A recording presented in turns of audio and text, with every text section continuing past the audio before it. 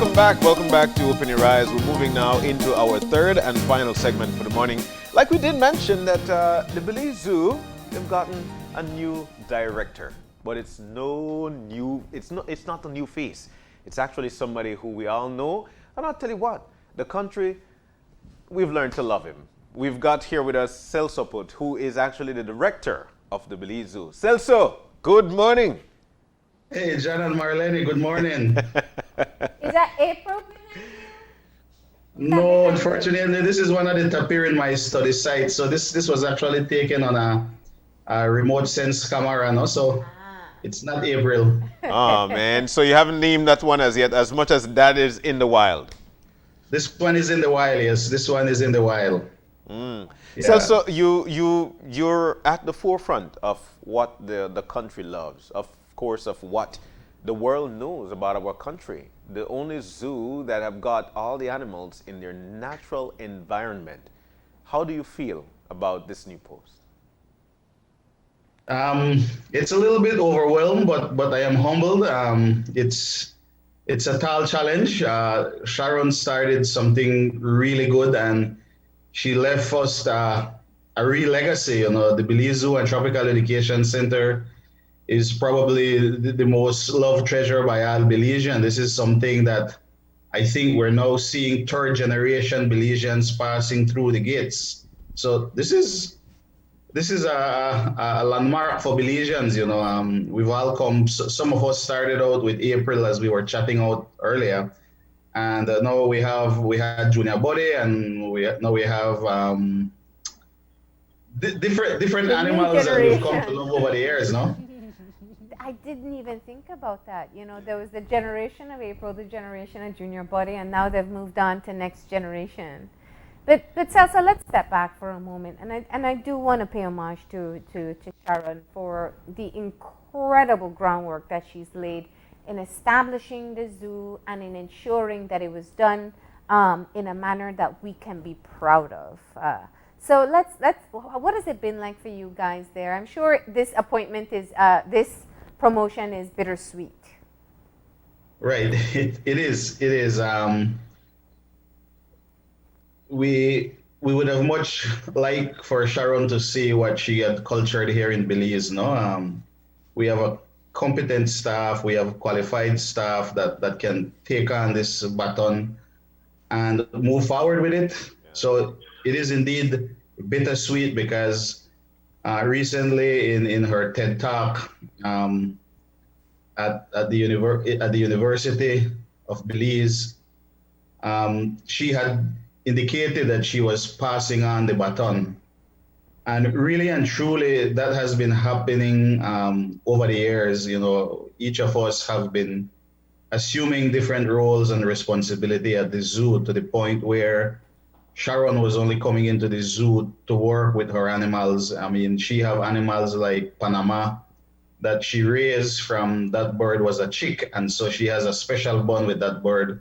Coming in to feed Panama on a daily basis was one of the chores that she has to stay with. And so it's a pity that she's not been able to see what she really labored for over the years.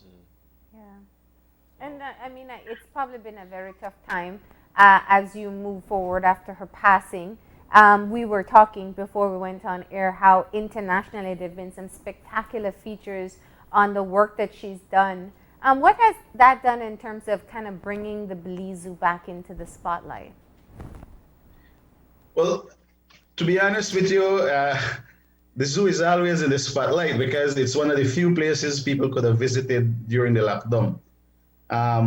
And I must say that the support we've gotten from the Belizean public over the past year has been tremendous. But what has happened is that with the international coverage Sharon's life has gotten, is that we are rekindling relationship with people from the past. So past donors, past supporters are reaching out. And a lot of people are committing their support, their continued support to the Belize Zoo and Tropical Education Center. Now, go ahead. I've got to say that I feel I feel personally blessed knowing Sharon. We've had countless conversations with her. As a matter of fact, I think she came in studio with us a few times. She has been recognized across the world. She actually lived her dream here in Belize, and for that, I am so grateful for. Um, Lost for words here, Celso. How do you plan on pushing forward the Belize Zoo with respect to the fact that it's not an easy feat? Yeah, so it's not an easy feat. That is for sure. Especially with the current pandemic and the impact it has had on tourism and to a larger extent on the economy of the country, particularly the economy of the zoo. Yeah. We rely heavily on tourism. The Belizeans that visit the Belize Zoo pay a fraction of what international visitors pay. Belizeans pay $7 to go into the zoo. Visitors to the country pay $30. Wow. So visitors to the Belize Zoo are subsidizing Belizean visits. But these are really the people who support the work, the conservation work of the Belize Zoo. And so a lot of people don't know, but the zoo is a nonprofit, and basically all the money we generate, we reinvest that back into programs. We don't have to, we have our social program that we also work with, we have two communities that we work closely with. We have the Mahogany Heights community, and we have La Democracia. These are our direct stakeholders, and over the years we have developed projects and programs with these communities. Not having that revenue, we really haven't been able to do that. So grants out there, grant resources have dwindled as well, and so there's a lot of people competing for the same pot of gold. Yeah. And we currently are just focusing on staying afloat. Prior to the pandemic, we had close to, I think it was 58 employees, and currently we have 32 employees. Wow. These people that remain, I'm not saying that the others who left were not committed, but these people have shown their commitment to the zoo, the zookeepers, the maintenance staff.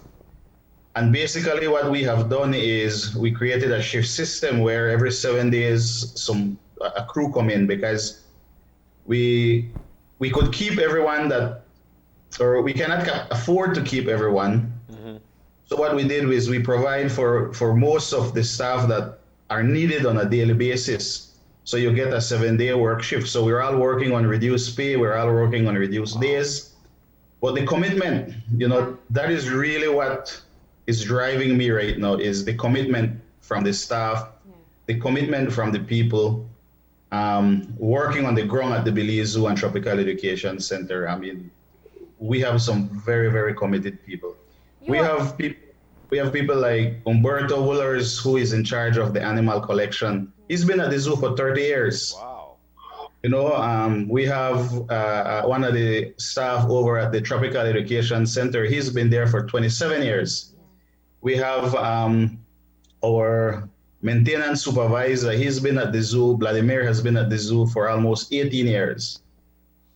We have Jamal, who runs now who is helping out with the conservation programs at the zoo. He's been at the zoo for more than 12 years.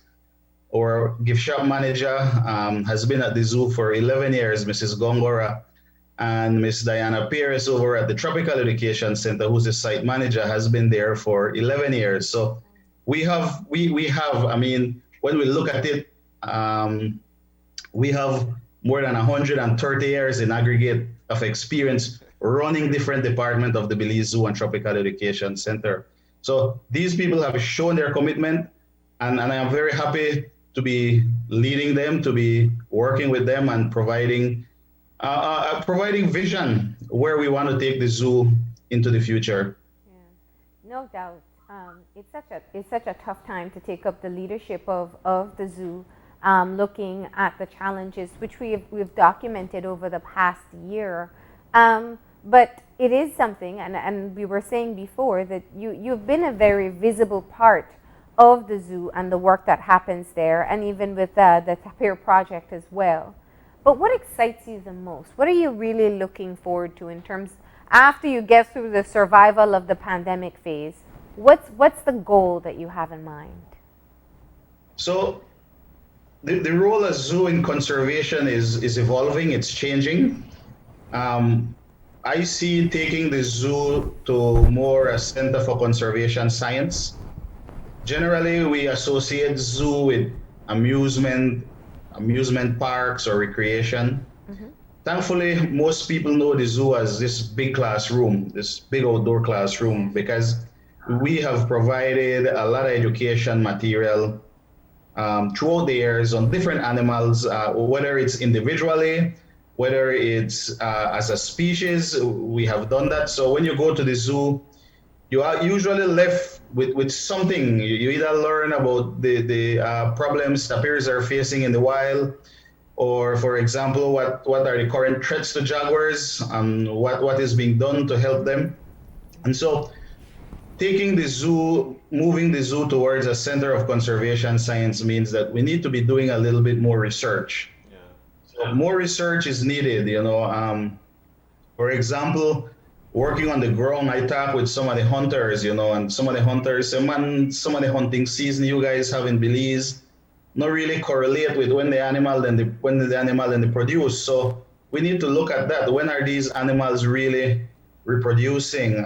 Is the hunting season that is currently legislated for these animals? Yeah. Are they in line with what is really happening in the field? So those are some of the things we're seeing. We have several species in Belize that are endangered. They're still in healthy population here in Belize, but regionally, these animals might be critically endangered, and Belize might have some of the last stronghold for these population. And so when you look at species like the tapir, species like the yellow-headed parrot or the scarlet macaws, those are species that are endangered, we'd say, in the region, but in Belize, we still have hope, and our hope with these species can expand into the region, that we can provide genetic material for some of these species that need to be whether reintroduced or we could have breeding programs. There's a lot we can do. So putting research at the forefront of the zoo is one of the things we're looking forward to. Fantastic. Wow. All right. Indeed. But Celso, there are a lot of people who would say, they would want to see other exotic animals. I did watch a clip from you that says, that's a no-no. Why is that a no-no? Thanks for asking that question, John, because some people did ask. So we get a lion now. And the exotic do amuse people, but really and truly, when Sharon started the Belize Zoo, the idea was to bring the people of Belize closer to their native animals so that they can learn and appreciate these animals and then advocate for their protection and conservation. Mm-hmm. And we're going to step that up. That is really what we're going to do is bring more to the people of Belize, your natural treasures, and make them learn about them and make them appreciate them, and when we're talking about protecting their habitat, they understand exactly what we're talking about. They know that we stop hunting, they know that we want to stop hunting or anything like that. Yeah. Mm-hmm. What we want is for people to understand that these animals play a vital role in our country's ecological profile, in the ecosystem, the services they provide. Yeah. For example, the tapir has been noted as one of the most important species in climate change to help combat climate change. Why? Because they eat a lot of food, they eat a lot of seeds, and they defecate, they poop all over the forest, and then you get trees start to growing again, and that is important if we're going to help fight climate change naturally. There are some naturally efficient gardeners. Right, very. In the wild. That's what they're called, forest gardeners. Yeah. And nutrient recyclers, because they eat up to 50 pounds a day, and all that food they eat, a lot of poop, a lot of nutrients go back into the earth. Yeah. You know, so, speaking of that, now we've got the John Smith Road, the Link Road, which that particular area as well is also home to these animals. But what do you say to motorists through that area? Um, it's not only the John Smith, John. It's the Coastal Road, it's the Caracol Road. Yeah.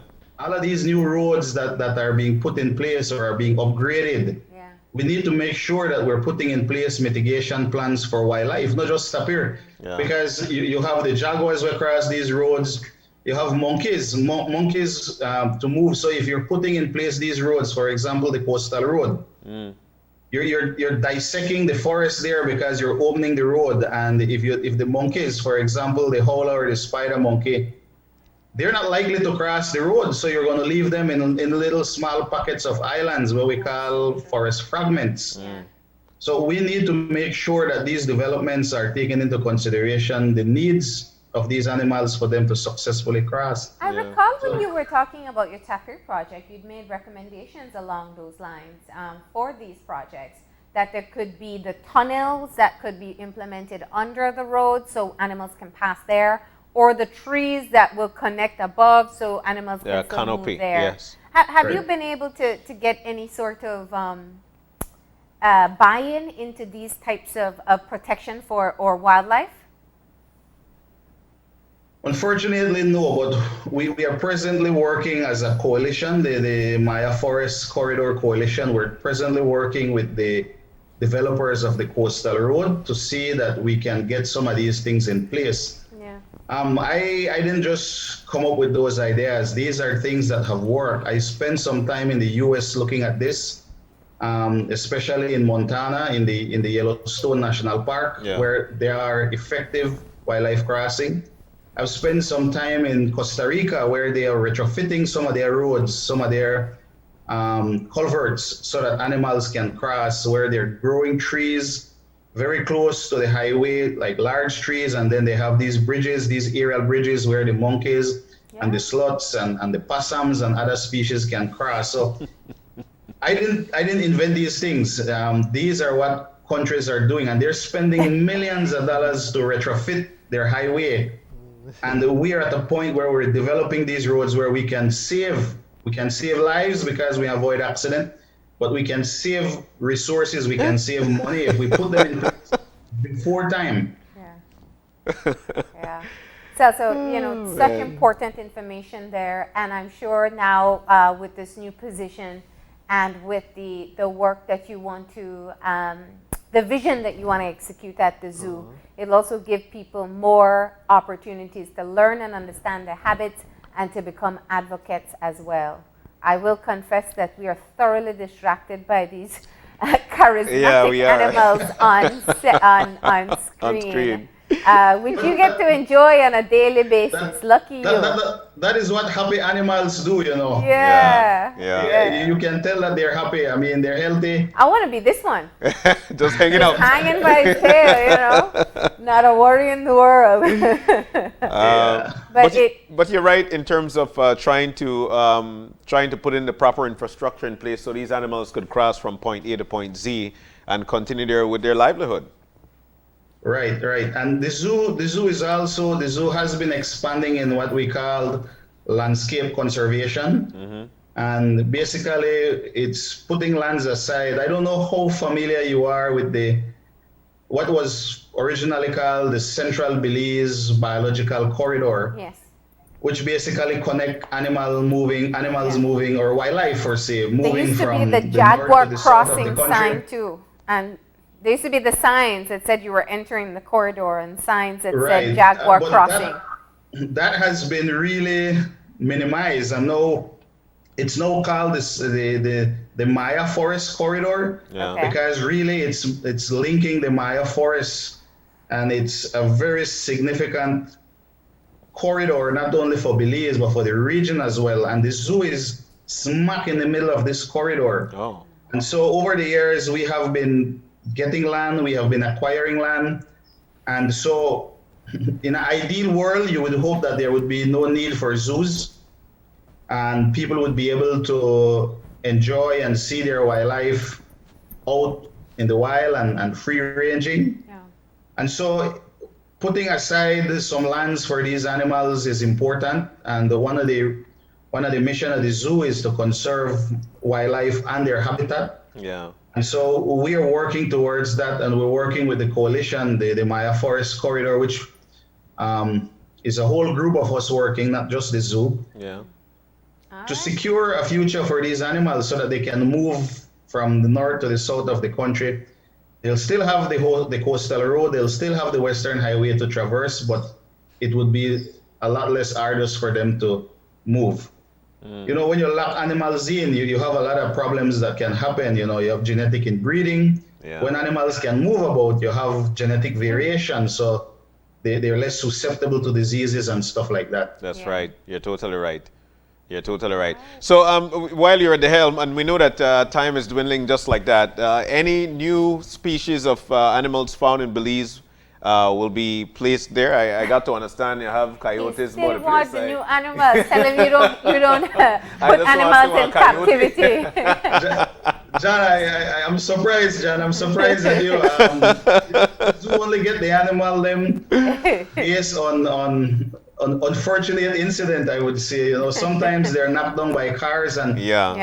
in the zoo, and they say, oh, we find this little cute animal, and they get knocked down on the road, and so we nurse that animal, we provide them with good health care, and if it can be released, we release it back after a good health check. Yeah.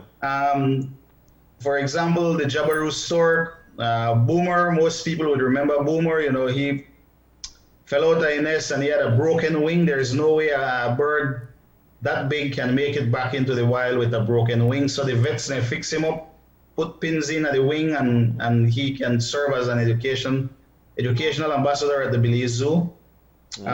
So all the animals at the zoo have unique stories, and that is what we share with the public, for them to understand how these animals really got to the zoo. We don't like to keep animals in captivity. Yeah. But what we have done with the animals we've kept is we're providing them with the best care. We're providing them with an exhibit that depicts their natural habitat as best as possible. All right. So one of the things you can see is I would say more interaction with the animal. Yeah. We recently started a Tapir Happy Hour. Oh, cool. Tapir Happy Hour is on Friday, Saturday, and Sunday at 11. So basically, when you go to the zoo, you pay $1 to get one treat, and you meet up with the different zookeepers across the zoo, and you get to feed the tapir, whether it's a lettuce or a stick of celery or a carrots, or sometimes they collect trumpet leaf. It's a way how we're connecting people with the animals, but we're also allowing you to help us care for them, especially during this crisis. Yeah, I do get jealous when I see how they. But one of the things we're zoo also workers doing, can and interact with the animals. I was listening to the previous conversation, is we're actually doing virtual tours. So a lot of university groups, a lot of organizations in the US are booking virtual tours with us. So we're doing virtual tours. We also piloted a night tour virtually. Oh, cool. So we're thinking outside the box because the animals need to eat. Yeah. and they eat a lot. Of course, Celso, it is a great opportunity for us to remind people that you do accept donations to help to care for the animals. That's been part of the ongoing efforts over the past year as you have suffered the economic fallout of COVID as well. So how do people donate? Right now, we're encouraging people to visit the zoo. You know, come visit the zoo, see the animals.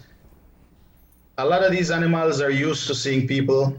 A lot of these animals have become accustomed to seeing people. So visit the zoo, pay the entrance fee. By paying the entrance fee, you're helping us provide for these animals. You're helping us support the staff that provide a daily care for these animals. While you're visiting the zoo, if you have an extra dollars in your pocket, bring some fresh fruits, bring some vegetables. If you could bring some meat, but people don't want to travel with meat, so that's okay. If you have more disposable income, then we accept donation, financial donation, monetary donation. You can do it through our website. If you got credit cards, we accept credit cards. So BelizeZoo.org, and the donation button is right there. You also have the information for bank deposit on belizezoo.org website, but it's the Belize Bank Corporation Limited, account number 8915, the Albert Street branch. And so we're accepting monetary donation, of course, but we understand that it's hard time. But if you can pitch in like you're seeing there, we're doing beef. The animals at the zoo, I want to tell you one thing, eat healthy. They eat. And that's one of the most important things for us, that all the animals are getting a balanced diet. So the animals are basically put ahead of everything, because without the animals, we won't have the zoo. That's right. That's right. All right, Celso. So now we know exactly what to do if we'd like to donate. And you're also asking people, if you're going there, take some fruits along, because the animals, they do eat fruits as well. Thank you so very much for joining us this morning, Celso. And best Thanks of luck. for having me, Marlene and John. Always a pleasure. All right. Well, we're about to take our final break. When we come back, we will be wrapping things up. Stay with us. We'll be right back.